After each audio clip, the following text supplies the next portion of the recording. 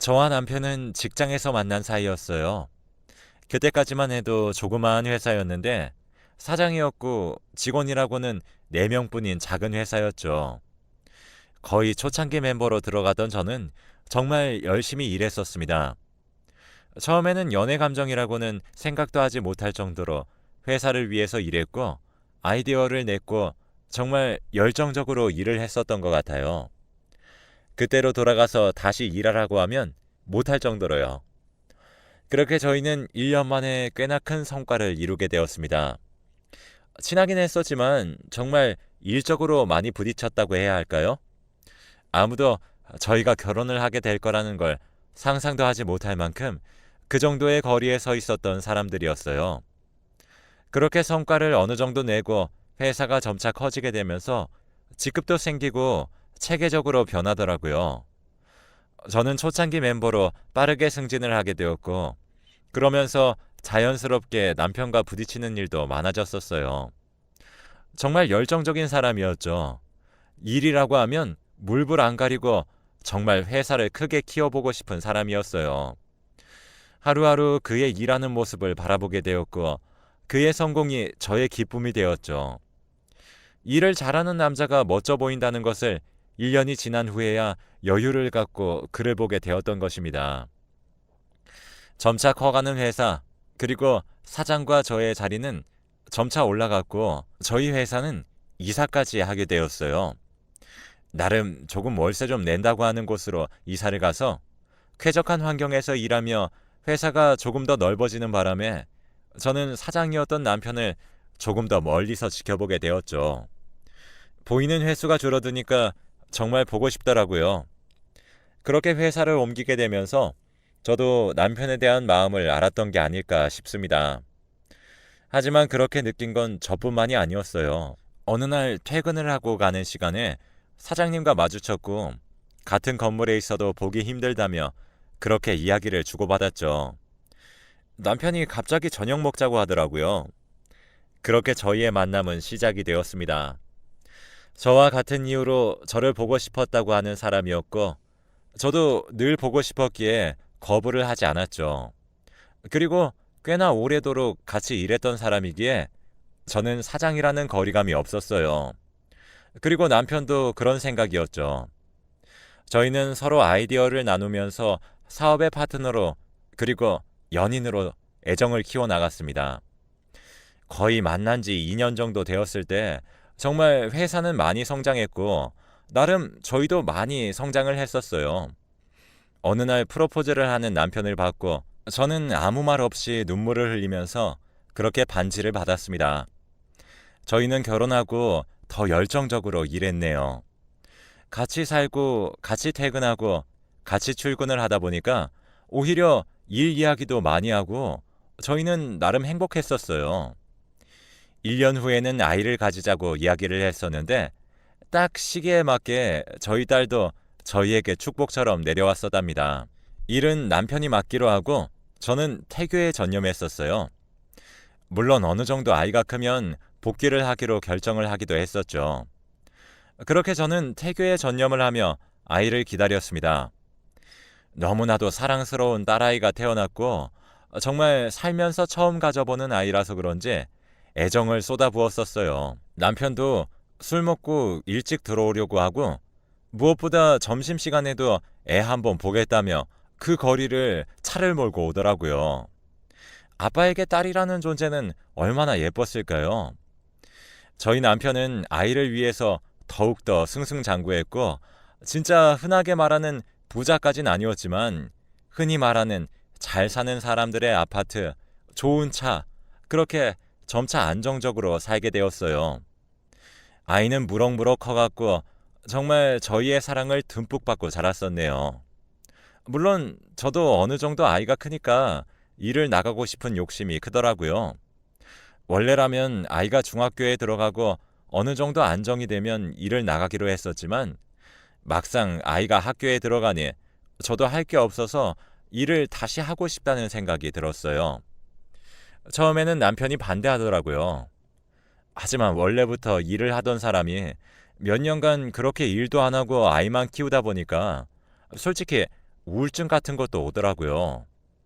물론 남편이 잘해주기도 했었지만 솔직히 일하는 게 다 보이잖아요. 일에 워낙 열정적인 사람이라서 집에 있을 때도 일을 생각하는 날들이 많았습니다. 하지만 저도 먹고 사는 게 모두 다 남편 덕이다 보니까 그렇게 따로 이야기를 하진 않았었죠. 저도 모르는 사이에 섭섭함이 있었고 외로움도 있었던 모양입니다. 아이가 너무 이쁘기도 했었지만 무언가 아이도 학교를 가고 남편도 회사를 가면 혼자 남겨진 기분이라고 해야 할까요? 그리고 저는 무엇보다 친구도 없었고 회사가 정말 낙이었거든요. 몇 달 정도 이야기를 하다가 결국 남편은 저의 편을 들어주었어요. 섭섭한 것을 이야기를 하다 보니 저도 많이 힘들었다는 것을 알아주더라고요. 물론 너무나도 행복한 생활이었지만 그 속에서도 무언가 약간의 서운함이 있었던 게 아닐까 싶어요. 잘 봐주시는 분을 알아보기로 하고 모든 것이 결정된 후에 회사에 복귀를 하기로 결정을 하게 되었죠. 물론 아이가 퇴근을 하는 시간에는 맞춰서 제가 먼저 퇴근을 하기로 남편과 상의를 끝내게 되었습니다. 아이에게 이야기를 하였고 저는 그 사이에 집안일을 해주실 분도 구하게 되었죠. 성공적으로 복귀를 했었는데 막상 일을 하니까 사람이라는 게 욕심이 생기더라고요. 점차 퇴근 시간이 늦어지기도 하고 부모님에게 부탁을 하는 시간도 길어지고 그렇게 남편과 다툼도 꽤나 있었습니다. 처음 약속과는 많이 다르다고 하면서 이야기를 하기 시작하는데 저도 어쩔 수 없게 되는 상황이라서 그런지 말을 하게 되더라고요. 물론 그때 굉장히 제가 잘못했다는 거 알고 있어요. 제가 없어도 되는 일인데 사람들과 일을 하고 부대끼는 시간들이 좋았고 무엇보다 저를 찾는 것 같아서 좋았거든요. 그렇게 몇 년이 흘렀고 부모님에게 아이도 적응을 하면서 그렇게 괜찮아지는 듯 했었어요. 그런데 저의 욕심은 계속되었죠. 갑자기 어느 날 부모님께서 집안 사정 때문에 관두신다고 하고 제가 집에 있어야 할 상황이 생겨버렸어요. 아이에게는 밥 챙겨 먹으라고 할 때도 있었고 약속을 지키지 못하는 날도 있었습니다. 아이가 이해해 줄 거라고 생각을 했어요. 남편도 이해해 줄 거라고 생각을 했었고요. 하지만 그건 저의 착각이었죠. 점차 시간이 지나면서 아이는 저에 대한 마음을 닫기 시작하더라고요. 그때도 일에 정신이 팔려서 그런 건 전혀 상관도 하지 않았어요. 그저 주말에는 일을 해서 힘들다는 핑계로 아이와 대화를 하지 못했었고, 그나마 남편이 아이와 대화를 하기도 했었으니까요. 점차 심해지면서 남편과의 다툼도 많아지고 집에서까지도 이야기를 하는 날들이 많아지더라고요. 그러던 어느 날 아이의 학교에서 전화가 왔었네요. 아이가 늦게까지도 집에 안 들어가고 밤에 제일 안 좋은 아이들과 놀다가 지나가는 아이와 시비가 붙었다는 거죠. 소위 말하는 일진들과 다른 학교 일진들의 싸움이었던 것 같은데 아이는 그냥 친구들과 있었던 것 뿐이라고 하더라고요. 경찰서에 갔었고 그날 이후로 아이에게는 대화를 시도하기도 했었는데 아니라고 하길래 믿어줬었습니다. 그냥 한번 우연이겠지 생각했었어요. 하지만 우연이 아니더라고요. 그 후로는 학교에서 연락이 오는 일이 아주 잦았고 남편도 그것 때문에 아주 신경이 곤두서 있더라고요. 아이가 부모 없는 집에 들어오기 싫어서 밖에서 놀기 시작했던 것입니다. 집에 들어와 있다고 이야기를 하고 집에는 들어가지 않았던 거죠. 이야기를 해보니 아무도 없는 불 꺼진 집에 들어가기가 너무 싫었다고 하더라고요. 하지만 그때는 너무 늦었었어요. 정말 하루하루 사고를 치는데 이제는 대놓고 치더라고요. 아이를 달래보기도 하고 혼내보기도 하고 정말 많은 이야기를 하기도 했었습니다. 그때부터 일이고 뭐고 상관없이 남편이랑 둘 다 칼퇴를 하면서 아이를 잡아보려고 했지만 왜 이제서야 이러냐고 내가 필요할 때는 왜 없었냐고 그러더라고요. 할 말이 없었어요. 아이는 이미 많이 엇나갔고 저희랑 대화도 잘 하지 않으려고 하더라고요. 그렇게 저는 결국 일을 포기했습니다. 남편이 포기를 할 수가 없어서 제가 선택했고 저는 아이의 곁을 지키려고 노력했죠. 하지만 아이가 많이 엇나간 후라서 그런지 정말 잡기 힘들더라고요. 대화도 많이 해보고 상담센터에 가서 상담도 받아보고 했었어요. 학교도 잠시 그만두었습니다. 거의 그렇게 아이를 잡기까지만 2년이라는 시간이 걸렸던 것 같아요. 남편과도 많이 싸웠고 그때 생각하면 정말 가족 모두 다 힘든 시기였습니다. 그렇게 어느 정도 바로잡고 아이도 학교를 다시 다니기 시작했습니다. 아이는 성인이 되어가면서 저도 이해를 어느 정도 하는 듯 했죠. 대학까지 입학을 하고 아이는 꽃집을 하고 싶다고 해서 꽃집을 열어주었어요. 저희는 가업을 물려받으라는 것까지는 전혀 바라지 않았었습니다. 한번 그렇게 호되게 아이의 등을 본 이후로 아이가 하고 싶은 대로 최대한 밀어주려고 했었고 사업 또한 배운다고 하면 알려주려고 했었던 것이죠. 그렇게 꽃집을 시작하고 아이는 조금씩 행복해지는 듯 보였습니다. 자신이 원하는 일을 하게 되면서 가족과의 사이도 많이 괜찮아졌었네요. 그러한 시간이 1년이 되지 않아서 딸아이는 사내아이를 데려왔었어요. 결혼을 하겠다고 하더라고요. 처음에는 반대했었습니다. 나이가 너무 어렸고 아직까지 창창한데 그렇게 가버리면 딸아이도 후회할 것 같아 일단 반대를 했었습니다. 하지만 저희 아이는 어릴 때 저희에게 상처를 받은 아이였어요. 돌변하더라고요. 엄마, 아버지는 또 저의 길을 막는다고 하면서 말이죠. 일단 데려와 보라고 했었습니다. 그런데 막상 보니 정말 저희 가족이 되려고 하는지 너무 예뻐 보였어요. 훤칠했고 무엇보다 저희 아이를 너무 사랑하는 게 느껴졌어요. 저와 남편의 옛날 모습이 그려질 정도로 너무 이뻐 보이더라고요. 당차게 저희 아이와 결혼을 할 계획도 가지고 있더라고요. 지금은 취직을 준비하고 있지만 취직을 하게 되면 결혼을 하고 싶다고 말이죠. 남편도 처음에는 반대했었지만 막상 만나보니 그렇게 좋다고 하는데 어쩌겠냐고 하면서 이야기를 하더라고요. 그러면서 남편은 한 가지 제안을 했어요. 자신의 회사에 들어오라고 말이죠.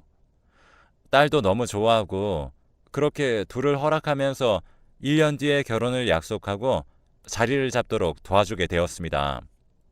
무엇보다 진짜 사위가 된다면 나중에 회사까지도 물려줄 생각이 있어 보였어요. 일단은 우리가 키워보자는 느낌이었죠. 거의 8개월 정도 되었을까요? 일도 너무 잘했고 성실했고 무엇보다 남편의 눈에 많이 들어왔다고 합니다. 일을 배우면서도 너무 잘하는 게 눈에 보였고 열심히 하려고 하는 게 많이 보였다고 해요. 저도 한 번씩 찾아가 보고 딸도 찾아가 봤는데 늘 생글거리는 얼굴로 그렇게 저희를 맞이해 주기도 하더라고요. 남편도 아주 칭찬하고 저희도 딸이 남자 보는 눈이 있다면서 좋아하고 있었죠. 그러던 어느 날 갑자기 딸에게 헤어지자는 말만 남기고 없어졌습니다. 갑작스럽게 헤어지자는 통보에 딸도 그리고 보고 있었던 저희 부부도 완전 패닉 상태였습니다. 아이는 꽃집도 나가지 않고 갑자기 사라진 자신의 남자친구를 찾는다며 난리였고 남편도 약간 멍하게 있더라고요. 나름 그 시간에 일을 하면서도 정도 많이 줬던 모양입니다. 싹싹하고 잘해서 누가 봐도 탐내는 인재였고 취직 준비 중이라서 데리고 오기는 했었는데 면접을 봤어도 무조건 통과했을 것 같은 그런 사람이었거든요. 딸은 이미 제정신이 아니었고 남자를 찾으러 간다고 하면서 울며 불며 난리 쳤어요. 그렇게 겨우 아이를 진정시키고 일단 무슨 일이 있을 수도 있으니 조금만 더 기다려보자고 했죠. 일주일이 흘렀는데 정말 아무 연락도 없더라고요. 물론 집에도 찾아가 봤지만 이미 잠적을 한 상태라 만나볼 수가 없었어요. 집은 이미 비어있는 듯 하더라고요. 한 달 정도 흐르고 도저히 연락이 되지 않자 딸은 미칠 듯이 울더라고요. 남편도 답답하기만 하고 저도 답답하고 딸은 집 앞에서라도 기다려본다고 하면서 나가버렸고요. 처음에는 말렸지만 지금 해보고 싶은 거 다 해보게 놔두는 게 맞는 것 같아서 그렇게 딸을 내버려 뒀습니다. 연락이 안 되는 상황이라 무작정 집 앞에서 기다리는 것 같더라고요. 딸은 잘 들어오지도 않았고 연락은 했었지만 거의 그 남자의 집 앞을 지키며 기다리고 있는 듯 하더라고요. 아직까지 짐은 안 뺐으니 분명히 다시 돌아올 거라고 말이죠. 또 한 달이 지났어요. 딸이 돌아왔는데 남자친구를 데리고 들어왔더라고요. 정말 많이 수척해진 모습. 집 앞에서 기다리다가 결국 만난 듯 했어요. 아이의 남자친구를 보면서 왜 그렇게 숨어버리냐고 타이르듯 이야기를 하는데 눈물을 보이더라고요. 무슨 일이 있냐고 물어보니 딸이 이 사람 이야기 좀 들어보래요. 남편도 부르고 이야기를 해보라며 저희는 둘러앉았죠. 거의 2달 가까운 시간이었는데 도대체 어디가 있었으며 무슨 일이 있는 거냐고 그제서야 이야기를 하기 시작했습니다. 사실 자기 아버지가 저희 회사를 다녔던 사람이라고 합니다. 무엇보다 그 아이의 아버지는 꽤나 저희와 오래도록 일했던 사람이더라고요. 물론 저희도 이름만 대면 아는 사람이었죠. 아버지는 어느 날부터 말라가기 시작했고 점차 의욕도 없어졌다고 합니다.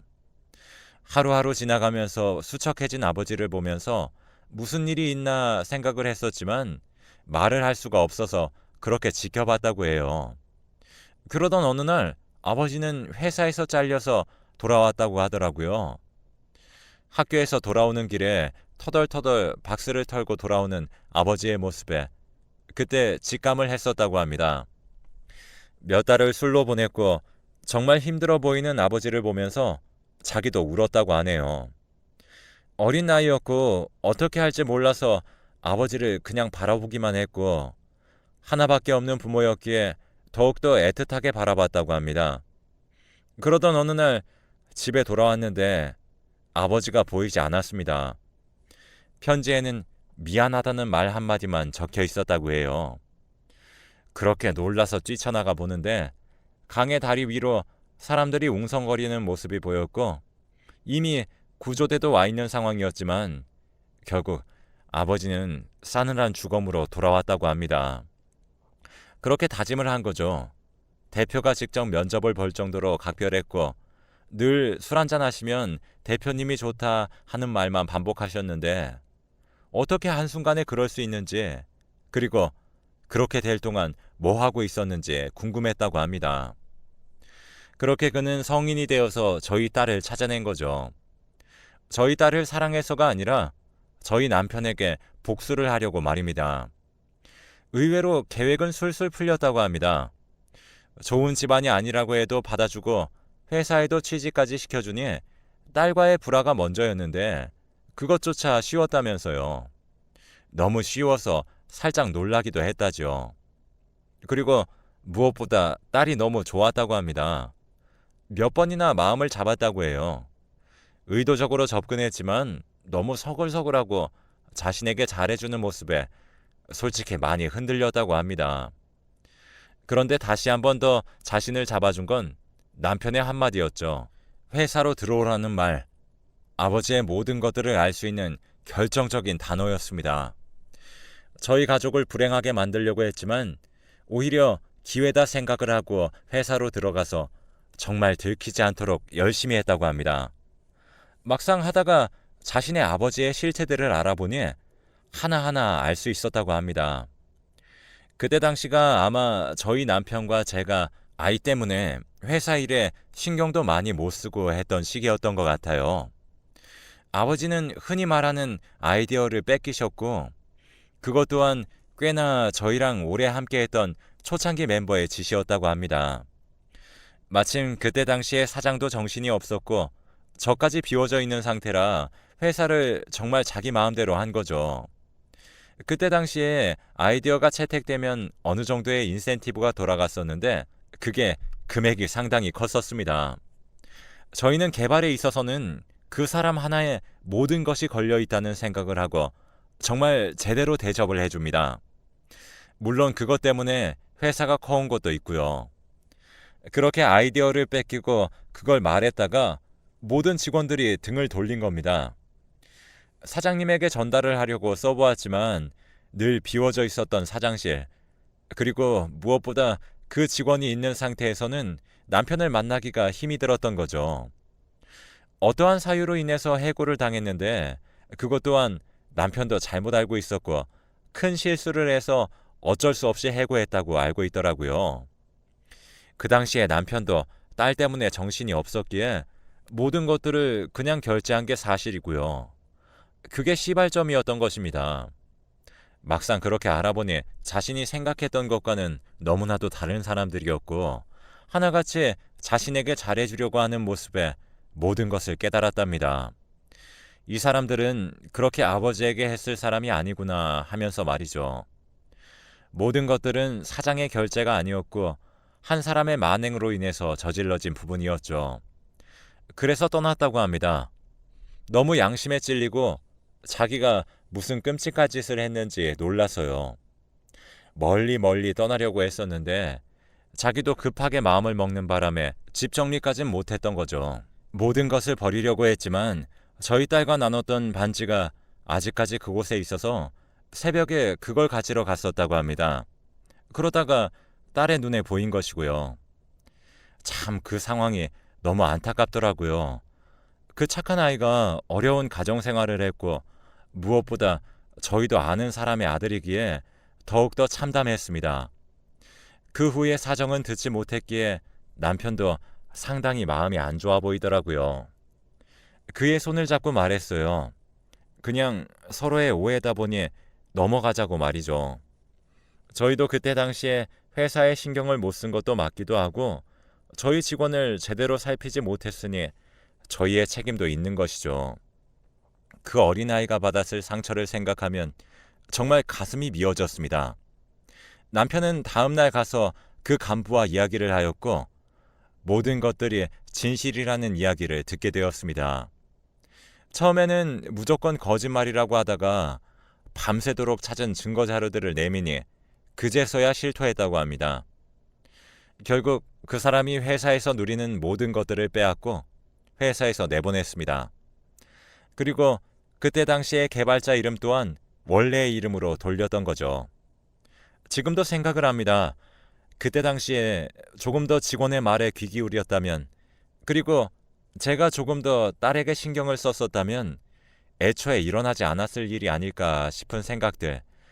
저희 딸아이와 사이는 결혼을 해서 지금은 아주 행복하게 살고 있습니다. 사돈이라고 불러야겠죠. 사돈 어른의 묘자리도 찾아뵙고 그렇게 인사도 드리면서 말이죠. 몇 년이 지난 이야기인데 어디에도 이야기를 할 수가 없어 담고 있었습니다. 모든 것을 품고 저희 가족은 그렇게 서로를 위로하면서 살아가고 있습니다. 이것 또한 사람의 인연이고 사돈이 저희에게 자신의 아들을 보내지 않았나 생각합니다. 긴 글 읽어주셔서 감사하고 모든 날에는 축복이 가득하길 바라봅니다.